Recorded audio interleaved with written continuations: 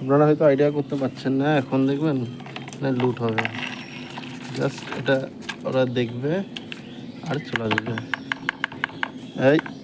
এই দেখুন চলে এসছে অলরেডি, এই দেখুন সবগুলো এখানে চলে এসছে।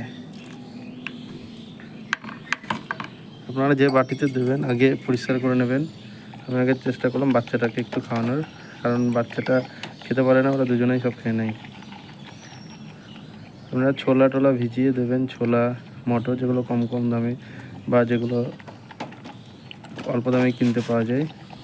আমি দিয়েছি ছোলা মটর আর ভুট্টা, গম দেখতে পাচ্ছেন।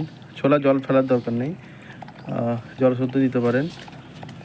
এটা খাচ্ছে খুশি, এবার ওর মাকে দেবো।